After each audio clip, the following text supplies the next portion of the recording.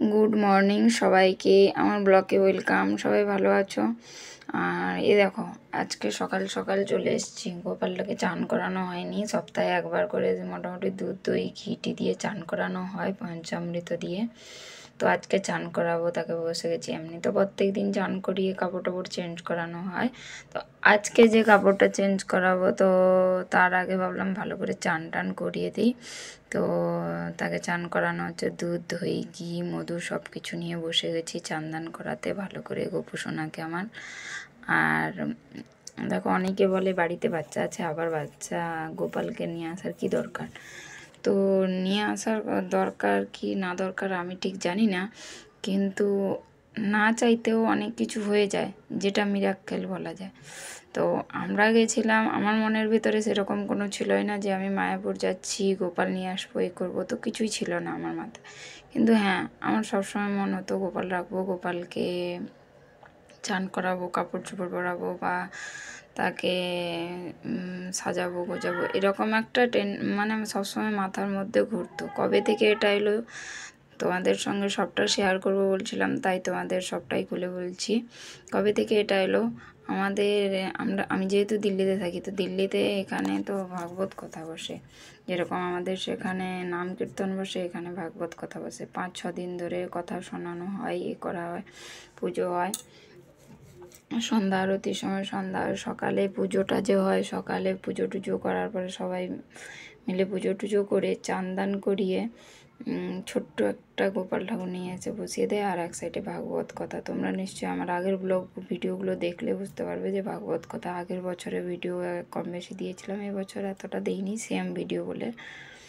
তো সে যে চান করানো, খাওয়ানো, কাপড় পরানো, তাকে সাজানো গোজানো, আমার সেগুলো খুব ভালো লেগেছে। তো আমার মধ্যে এটা ছিল কি আমিও এরকম করব, মানে একটা মনের ভিতরে ছিল।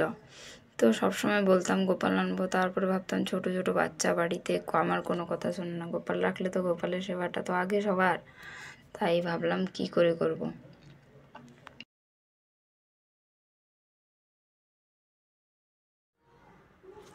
তো তোমাদের সঙ্গে কথা বলতে বলতে গোপু সোনা তৈরি হয়ে গেল, চান করে রেডি হচ্ছে।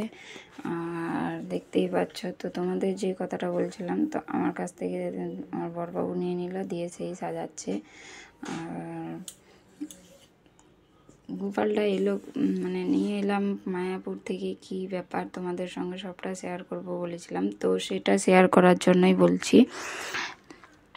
আমরা গেছিলাম 15 তারিখে গেছি, দেখে দোকান থেকে চলে এসেছিলাম। তারপরে গেলাম রবিবারে গিয়ে সেম দোকানে ঢুকলাম, ঢুকে জানি না আমার কি মন হলো, নিতেই হবে এরকম একটা ব্যাপার।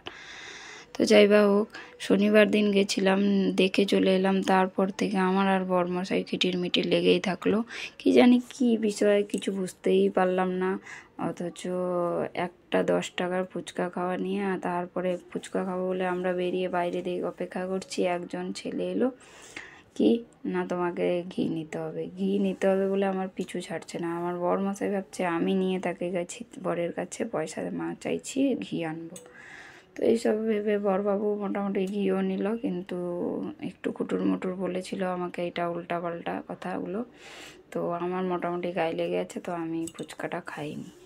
বড়মশাই বললো তুমি এখান থেকে ঘি নিচ্ছ, কোথাও পাবে না, আর এ করবে না। তো আমি ভাবলাম দিল্লি যাব, তো ঘিটা গ্রামের থেকে নেওয়া যাক ভেবেছিলাম, কিন্তু নেইনি। তারপরেও বড়মশাই ভেবেছে আমি কেনার জন্য এখানের বায়না করছি, এই সব ভেবে মোটামুটি দুজনের মধ্যে একটু কিটিরমিটির লেগে। তারপরে সেখানে গেলাম, গিয়ে মোটামুটি বাড়ি চলে গেলাম।